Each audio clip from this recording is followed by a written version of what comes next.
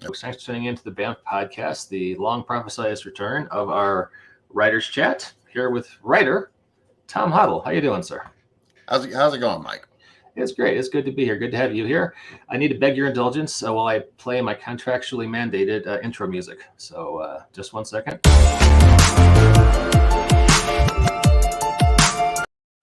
I'm terribly sorry about that. But that assures our viewers and listeners are listening to a high quality, artisanally handcrafted, bespoke podcast. Only the finest production values here. So, Tom, appreciate you joining us for Writer's Chat. And I will pull right down here along the banner, tinyurl.com/HottleWriter, HOTTLE writer. Folks can check out your Amazon page. And just to kick things off, I will share that page. And it looks like you have been in the writer's game either for a little bit or you've been very prolific or a little bit of both. Prolific, especially during the pandemic. Yeah, I could see that being a good opportunity to get a lot of writing done.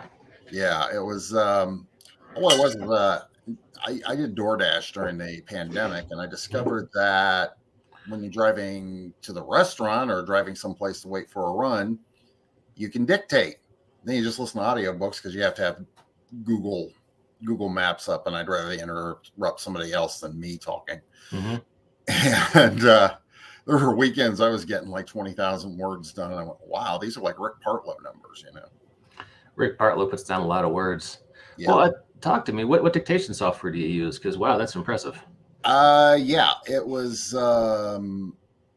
the highly professional, high quality of using Google Docs over Android, which meant when I got home, I'd be sitting there trying to talk to my wife, who's patiently waiting for me at home. And I'm like going, hold on, I have to edit this. And sometimes if it was a really productive night, mm-hmm. I was like, you go on to bed, honey. I'm going to edit some more. And then like 1 o'clock in the morning, I'm like going, thank God it's the weekend. Nice. I'd have to phone in late for work the next morning if it wasn't. So, Walt, who's an occasional co-host here, talks to me a lot about doing dictation, and I'm like, man, I wish I could get that to work for me because wow, the opportunities to use driving time and get lots of words down. It's really, really enticing. Yeah, one of these days I'm going to bite the bullet and pay for Dragon Anywhere because I know a few people that use that and they swear by it. I have Dragon Naturally Speaking on my laptop and it works great. Mm-hmm. Although I have a tendency, I've gone back to old school. I'm just going to type it, But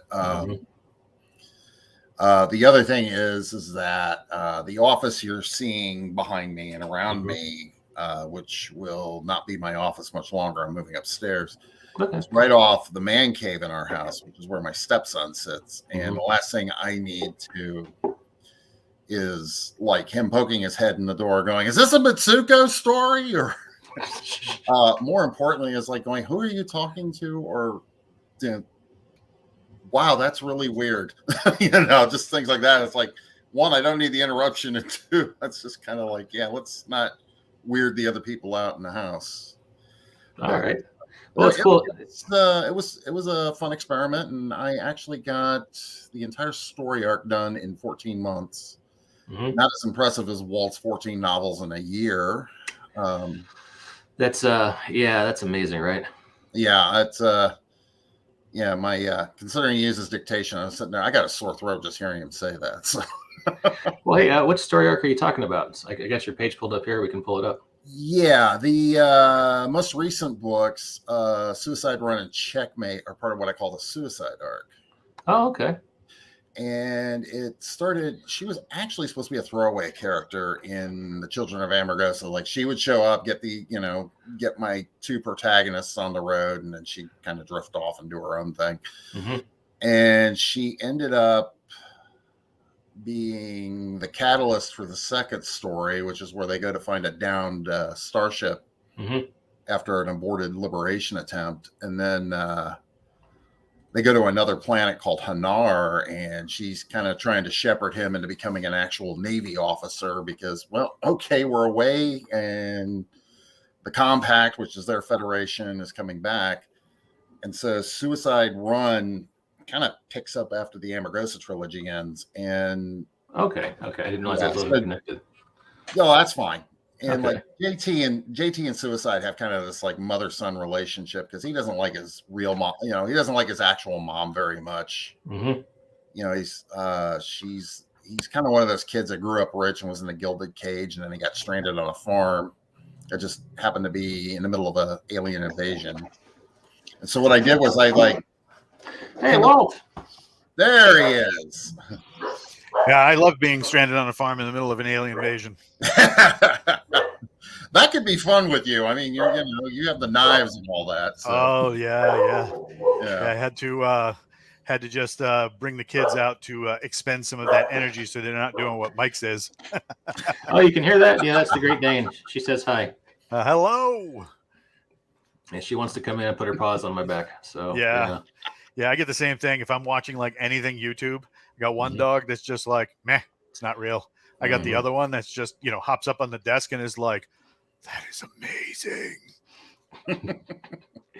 I saw a little sorry, dog story. Forgive me. Then we'll get back to talking about Checkmate and the Suicide that's Archer fine. too. I saw this border collies, supposed to be one of the smartest breeds at a dog park, and someone left one of those wobble eggs. You know, it's about this big, oddly shaped, so it wobbles. And this dog just hates that wobble egg the way, say, the captain in Moby Dick hates Moby Dick. Yes. Just digs it into a hole and just like barks at it for 20 minutes. Just doesn't stop. Every once in a while you walk by, you're like, you're still at it, huh? So anyway. It's dead, bro. It's dead. Yeah. All right, so we're talking about the Suicide Arc. Yeah. This is book 2, Checkmate. Yeah. And that is a pretty cool cover, let me say. Yeah, that took a few days to come up with. I'm like, okay, Checkmate. My stepson actually goes, hey, why don't you just use a chess piece? Mm-hmm. That whole story is there's a core world within the compact that actually is an active monarchy, and one of his shipmates just got elevated to king, which he's not thrilled about. You know, he wants to be Ed the Foul-Mouthed Special Forces Commander, and you're like, you know, they send him down because they send JT down because he's a pilot, and Ed will listen to him before he'll listen to even his own fiance. And he goes, and they're like, no, grab him by the arm and goes, no, you're Your Majesty now. Get your ass on the shuttle. And then this unknown force takes over the starship they serve on, and hilarity ensues. You know, that's the thing that used to bother me all the time about things like Star Trek. You know, when I was a kid, it was all like, ooh, captain, you know, and then you join the real military and you realize that dude ain't stepping foot off that boat. He's not coming off that starship. The first officer isn't even going anywhere near that. You're going to get a bunch of grunts and people who might or might not be even qualified to be down there. In the event they get shot, it's not a big deal for the rest of the boat, you know? So yeah, that's very cool that you were like, no, Your Majesty belongs back there. Yeah. Yeah, and then even then, when they're like trying to escape the ship, and a sister ship gets blown up, and you know half their crewmates are getting sliced by these, you know, like I call them mechs. They're really battle droids or whatever. But you know, let's not get too Star Wars about it. They're trying to, you know, he's trying to get the whole entourage off the ship, and Ed wants to grab a rifle and start shooting, and it's like going, "You're the package. Get on the ship." And then they have to land, you know, and deal with their actual enemy, the one that they're officially hostile to, and go, okay, here's the deal. If your guys come first to rescue us, you take us prisoner. We go to this neutral planet that we're both friendly with, and we go home. And, you know, Ed's got to come in and going, I just became king, so I'm a high value target. You'll look good back home. And he's more like, okay, I'm friends with the person who leads this other planet. You know, we can turn you over to your people, and no harm, no foul. Let's just get off of here, because the planet's called Mud, and that's in the human language. It's called something much ruder in the aliens language, and they're like, yeah, we're good. Let's go home. You know, so yeah, there's just things like that. Like they can't, you know, like for one thing, you got a guy who is now suddenly head of an entire planet. You know, essentially he's like, you know, the equivalent of a governor of a state, and he still wants to go out and break things and hurt people. And he's like, they're like going, you can't do that anymore. That's not your job. In fact, you're not legally allowed to do that anymore. Yeah, they don't even have fighting generals anymore since the days of Chesty Puller, especially not fighting heads of state. So Yeah.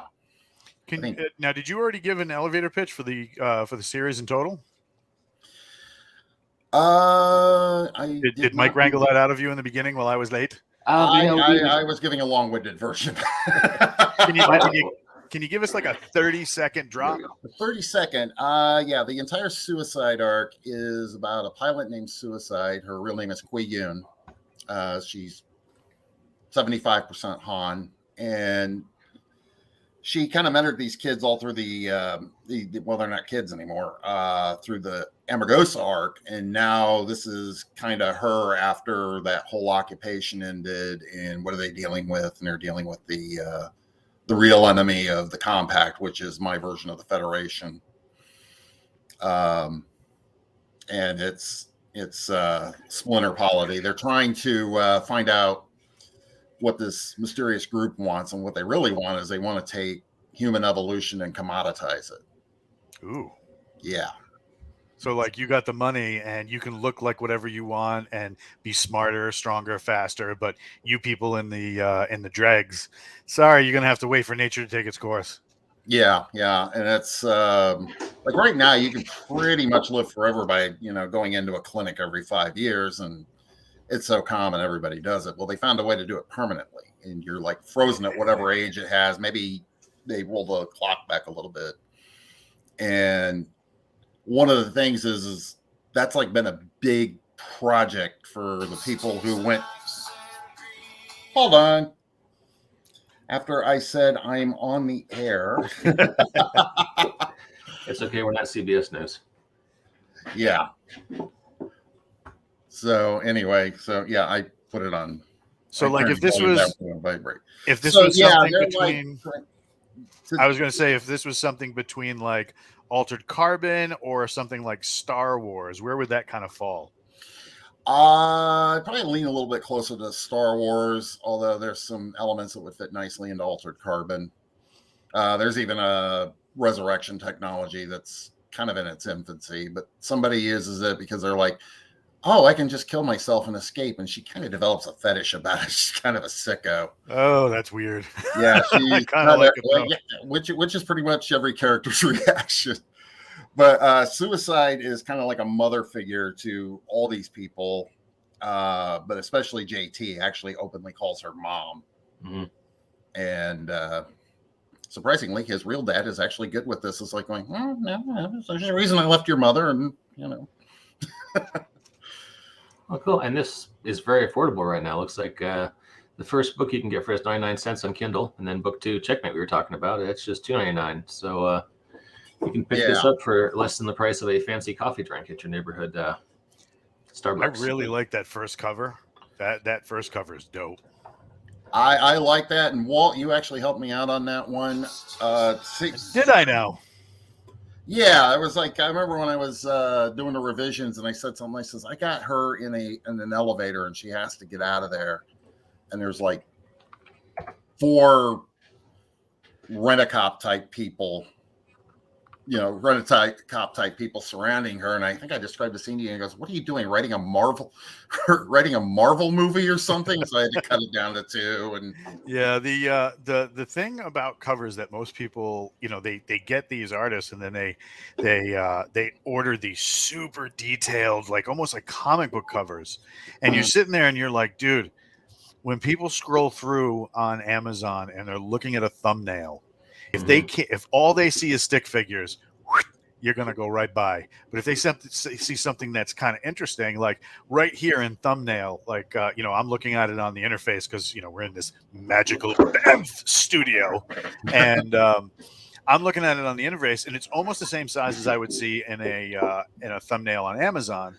And immediately I'm like, oh, well, that's interesting. I kind of want to zoom in to see if I can see any more detail on that holographic lens she has. And then you got some like things playing off where it says Suicide, and you kind of want to zoom in to see that. Even now you got a bigger detail, so now you're getting even more and more and more, and eventually, just to get all that detail, you click in and get to that like sample read.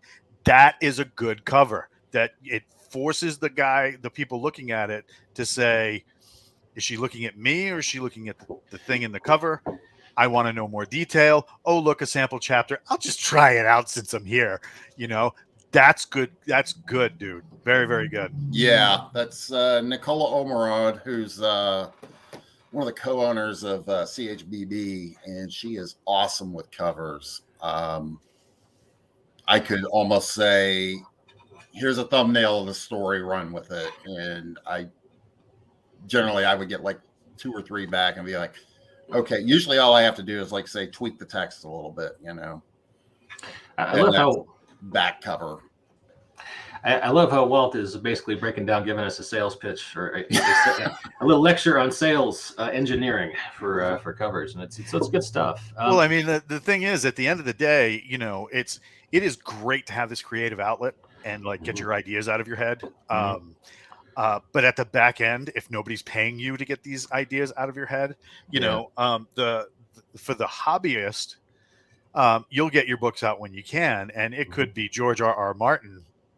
Like wait times, and now you've lost your audience, and then you got to go try and get them back. And it is better to serve a customer base that you've developed by giving them something that interests them right off the bat than to and this is something I just had pounded into me by an editor very recently. It's like, dude, you have all this great stuff, but where's my hook?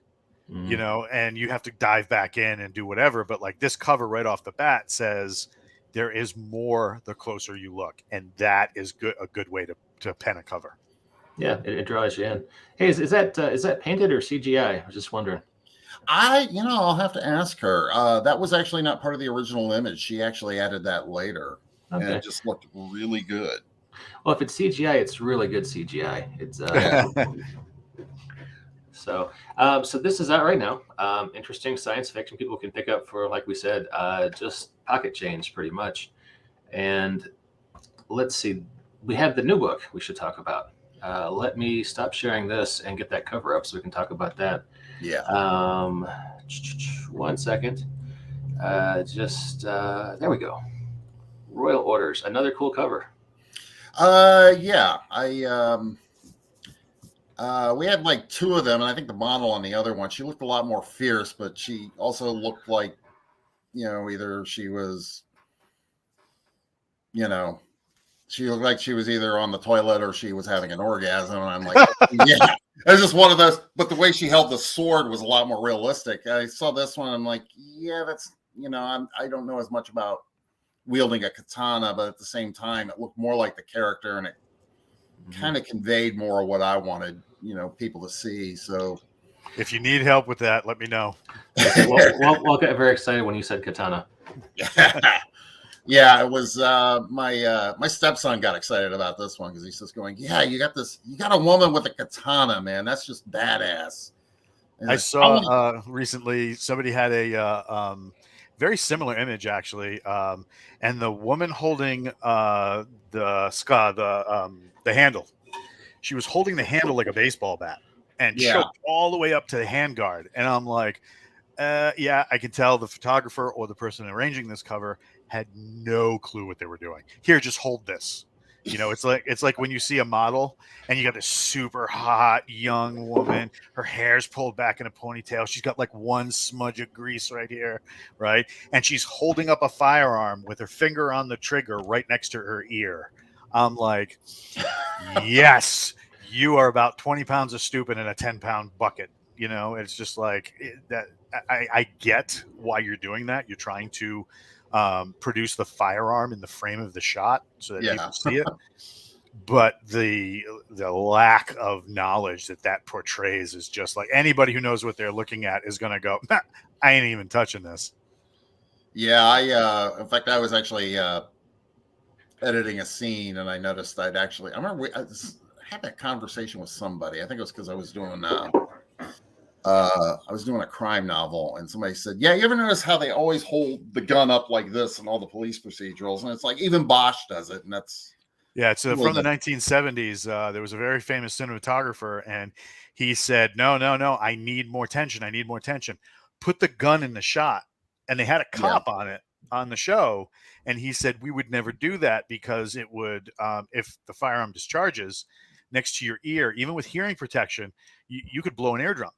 Yeah. It's very dangerous. Plus the flash, because if it was a revolver at the time, the flash of that powder going off could vent from the cylinder and burn your face.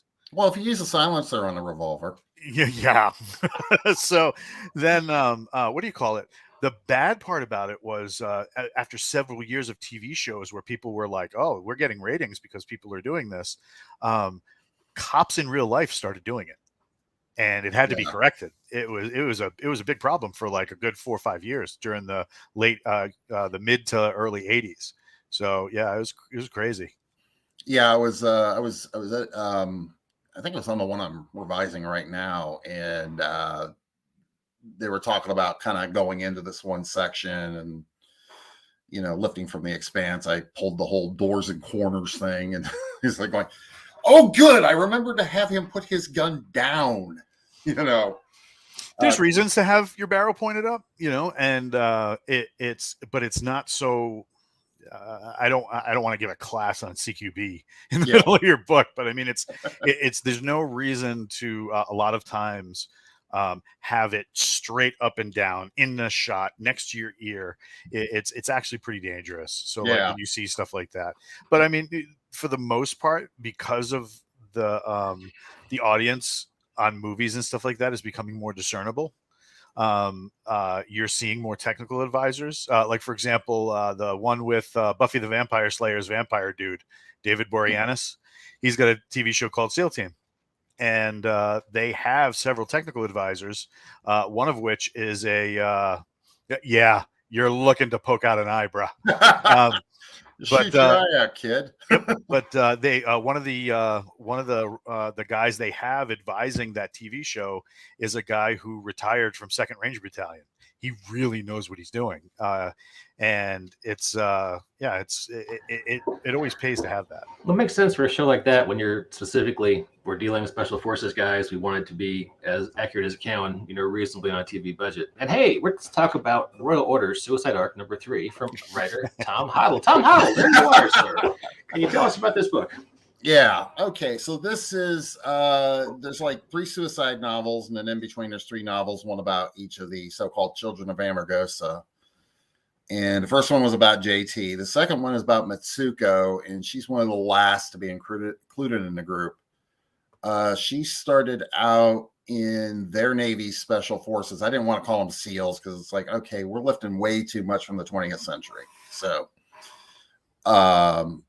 what I did was, so anyway, what happens is her great uncle was the previous king of this world called Bonaparte. It's an active monarchy. Ironically, the Bonaparte family didn't want anything to do with it. We're like, we're bankers, get out of here. The crown stuff is silly. And they have they rotate between 7 royal families they picked. One they had to cobble from scratch because we don't have a royal family in North America. And there's a whole explanation as to why they would go with a monarchy. Mainly it was basically it's a terraforming project and they didn't want Mars getting involved. And so because her great uncle was the previous king, she got to train with what they call the household guards, which is their planetary defense. And so she trained with her great uncles, which is the House of Yamada, which is a Japanese imperial family, and the House of Windsor. And that was how she met King Edward. And he eventually coaxed her into an engagement because it's like when you grew up royal, you're ex-military like me, you're the only person who understands me. And says, I can't just go marry one of these, airheads that they keep foisting on me. And nobody, everybody's going to have a fit if I just go off and marry like some terraforming technician or something. So she agrees, but before they get married, she says, but I'm your chief of security right now. And at the beginning of the book, a shuttle that he's about to get aboard blows up, and they have like 5 seconds to slam the hatches shut. And so he misses getting killed, and she's pulling a thread to find out who did it. And it's this cult called the Cubists. And it's like the most bizarre radical religion you could think of. usually think of the traditional ones where they're just, we're going to set things on fire, shoot up skulls, and, ram airplanes into buildings. These guys are pantheists. God is everything and everything is God. So you think pretty chilled out, mellow, but there's a group of them that are really radical. Like the Mormons. Yeah, and their justification is that we're not killing you. We're making you one with God. And so she is trying to find out, and she goes to this planet called Aphrodite, which is basically the swampy Venus from Pulp Fiction. And she's after a guy named Kurtz. And yeah, that name was picked deliberately. He's kind of taken over the faction that's on that planet. Aphrodite's been like a dumpster fire from inception because it was set aside for this one group to take over when they still use sleeper ships. And then a neighboring planet in the system was settled, and a bunch of people couldn't get, land claims on there. They're like, no, get out of here. We're done using you to build the planet. We're, build the colony. We go find your own place. So they go over to Aphrodite. So you got essentially two groups. The whole ethnic warfare is two groups. One are the settlers who just kind of came in and squatted, and the other ones are from the descendants of the sleeper ship. And this guy's exploiting that and trying to build his own little army because, why not? The guy is like not all there. And somebody else takes this and exploits it and says, if you send these out, you can really do some damage and spread the word and everything else. And so she goes to chase him down.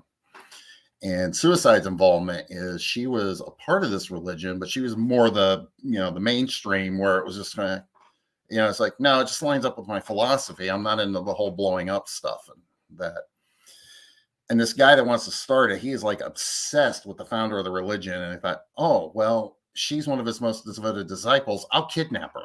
So on top of trying to find out who tried to kill her fiance, they got to get Suicide back. And it's an adventure in the jungle with a side trip over to kind of a fully terraformed version of Mars, where there's some ancient technology that they unleash and almost knocks over the capital city. So I just kind of went to town with some of the Pulp Fiction aspects of it. So it sounds like kind of an old-fashioned pulpy sci-fi adventure with some mystery elements thrown in. Yeah. There's and it kind of forwards the whole sinister background organization plot line, through line for the whole arc along. It's a group called Juno. They're the ones that want to take all the like immortality technology and resurrection technology and commoditize it. We'll just sell it to the rich because that's what we're going to do. Whereas the whole rejuvenation, where you go in every 5 years and just kind of get your biological clock reset, to wherever it was the last time you went. Everybody has that. It's like one of those things where this is cool. The rich people all have it, and then eventually it becomes really cheap, and everybody has it. And they don't want that to happen with this. They're like, no, we want to control it. Cool. It helps if I unmute myself. And Rod Gilly says, love the cover. A cool blend of sexy and deadly. Oh, thanks, Rod. Appreciate that. And I got kind of a salty comment from a guy called This Old Helmet. Either one of you guys recognize that handle? No, but I love it. All right. I don't know if I can share that one helmet. That's a little. All right. So I bet he thinks she gives a great helmet. Well, if you're going to go, that's a throwback.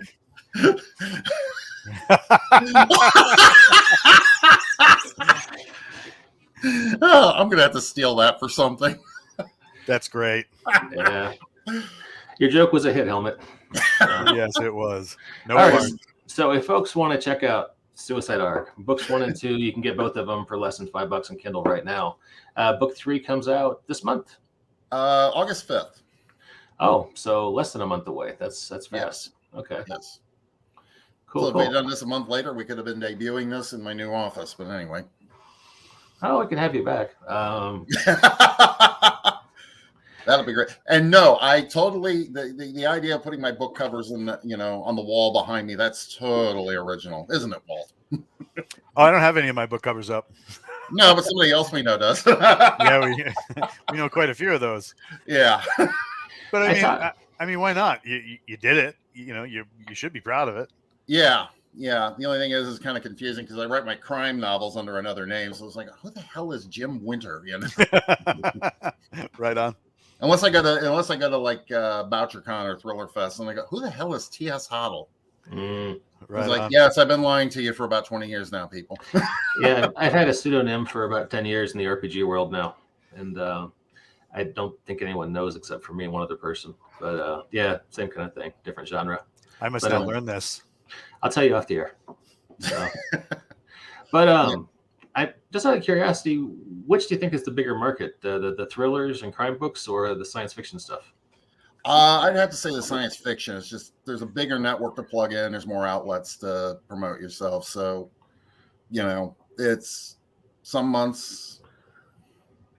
Some months I'll actually get a respectable check. Other months it's like, well, I can go to Starbucks this morning. Not that my paycheck. That's all because we are servicing the wrong fan base.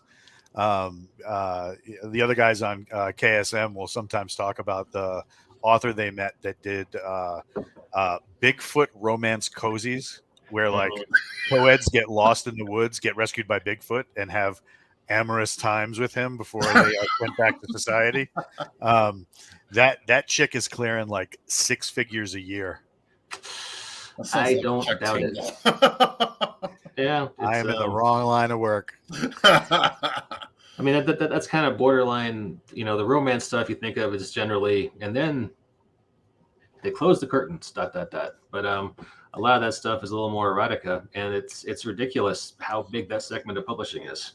It's I was reading John Scalzi complaining about some kind of kerfluffle on Twitter, and it was the Romance Writers of America has a really contentious. They argue a lot on social media. And he was like, you don't understand about this kind of drama, and especially how it affects publishers, is romance writing and erotica is like the 500-pound gorilla publishing. Everything else is an also-ran. And it's kind of weird when you think about paperback publishing or popular fiction publishing being that way, but it's the truth. So that's the thing, too. Like, you'll get, can't help myself, got to plug your book. Holland Bay, Jim Winter, seriously, couldn't put it down, even at 2 a.m. Thank you, Rod. That makes a slog that is Harbor Town. That's the new one I'm working on from that series. That makes it a little more worth it because I'm kind of like, really, can I just get her out of the lieutenant's office? It's like we've established the new lieutenant is insecure, and But anyway, yeah, it's I don't know. I used to have a pretty good crime network, but I got sidetracked and a little discouraged because I had like 2 agents. I wish I kept the original one. The second one I don't think was a good fit. I think I was on the list because she wanted this one guy's foreign rights that I was friends with, and so she kind of shopped around my attempt to be Elmore Leonard, and I don't think she really put the effort into it or not. It's like I don't know. Does she watch the show? Love you, Svetlana. But anyway, I just got discouraged with it because I was going trad, and the Kindle, the whole Kindle revolution didn't come out, and I wish I knew book covers better when that came out, because it was like Wild West, 3 for all, stake your claim, and you can be like Hugh Howey, you're pretty much fat, numb, and happy, but I kind of went sci-fi because it was a little bit easier to sell, Well, this looks like a really great book. I'm going to check it out when it comes out. I almost want to talk to you about your crime fiction because I'm really interested in that genre, but we're sort of a sci-fi skewed podcast, so I don't want to go too far off the beaten path. But how'd you get into crime fiction originally? I played around with stuff in the 90s, basically played in somebody else's sandbox because I could not bring myself to go, okay, I'm going to print this 300-page manuscript and send it to New York. And finally, it was a couple people told me, it says, okay, it's time for you to, put up or shut up. And so I wrote a private eye series called about a guy named Nick Kepler in Cleveland. Because at the time I didn't think anybody was doing that. And then of course somebody sent me my first Les Roberts novel. And if I'd have waited 2 weeks, my original agent could have got it into St. Martin's. I signed with a guy working out of his garage in West Virginia. He was getting a lot of buzz. What I didn't realize was he was generating the buzz himself. Everybody else was like, yeah. Then we found, and then a bunch, after he imploded, we, a bunch of us who were on the imprint read his novel. And then we realized why he started a publishing company. I'm like, yeah, nobody in the right mind. Oh, man. I was just like, he was trying to write a late 20th, early 21st century version of On the Road. And this guy was definitely no Jack Kerouac. Kerouac is, I wasn't a big fan of that book, but it's the poetry of the reading and everything else, and the slice of Americana. So it was like, yeah, when I read On the Road, I totally got it. Didn't like it, but I got it. I read this and I'm like, sorry, your main character is an asshole. I was just kind of like, oh, okay. We all drank the Kool-Aid, and one guy, I'm not going to name names because he has scrupulously avoided mentioning being with this publisher, but one guy, he wrote World War II novels, and he actually has done quite well for himself. I mean, he's hit the New York Times a couple of times. So it's not insurmountable, but just in my personal experience, it's very, very hard. So I gave up on Nick Kepler. I wrote Road Rolls, and then I started working on Holland Bay. And by the time I got the first draft done, I'm like, I don't want to do this anymore.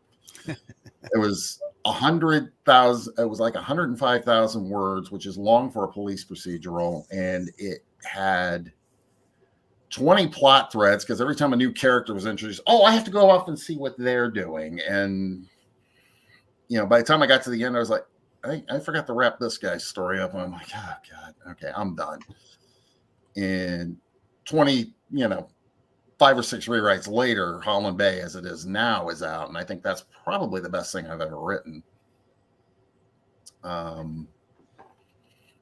Fortunately with follow-ups, I've got friends, I got writer friends who are police officers, and Scott Moon suggested Adam Plantiga's books to read. Plus, I follow him on Twitter, so I'm like, oh yeah, Adam will tweet something. I'm like, oh, that's going in the next chapter. Yeah, it's pretty cool that Scott will do like seminars and stuff like that about and Josh sometimes tags in with him about using police stuff in a manuscript or in a book, and because you'd be some of the stuff that's like super eye rolly is like, yeah, get prints off of that. Stop. Just, or yeah, we're going to get DNA back right away. Get that back to me right away. All right, stop. Just stop. The same thing with like medical, it's like, yeah, apply pressure. No, you can't apply pressure to that. Or does that even have an artery? I don't know. Well, you gotta, the two most popular genres after soap operas are cop shows and doctor shows. Yep. And everybody's watched hundreds of hours of them, and everyone has absorbed a lot of knowledge that's probably wrong. And it's hard to get that out of your writing. Yeah. And this is why I write 400 years in the future. I'm like, well, okay, it's future tech. You can kind of, but you also have to remember, it's like, okay, they caught that. Try to get it right next time.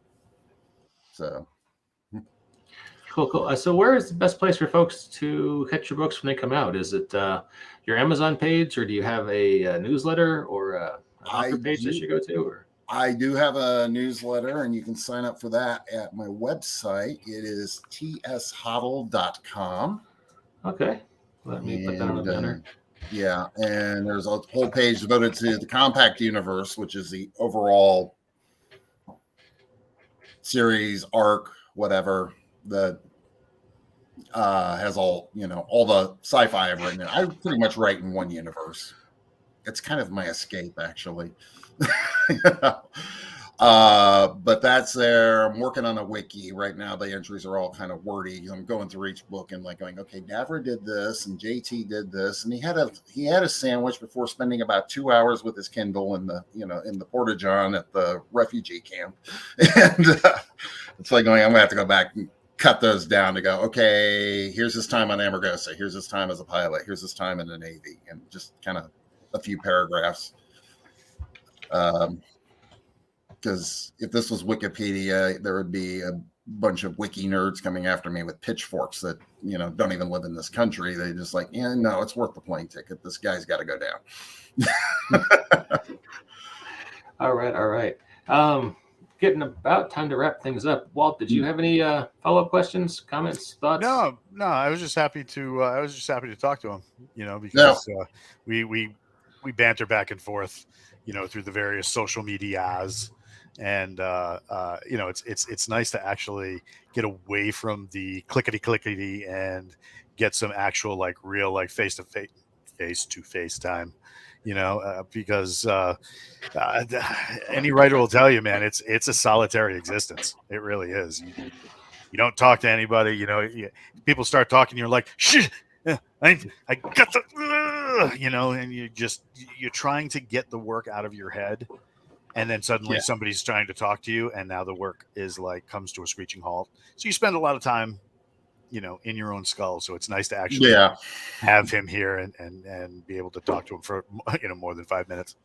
Yeah, I have somebody I know has just started writing, and it's really gratifying to see somebody take to it. It's like going, yeah, it's a solitary existence, but man, you have fun just banging that stuff out, and he's having way more fun than I am. I'm like, okay, but I have to I always have to remind him. It's like going, okay, there's two writers, Jen Nixon and Brian Thornton. One does my sci-fi, one does my crime. When we actually talk, Jen wants to talk about Netflix and Brian wants to talk about jazz, and that's just the way it is. We don't want to talk shop. I don't talk shop with my boss at work. We actually talk about this stuff because he's a big sci-fi nerd. He's like going, did you?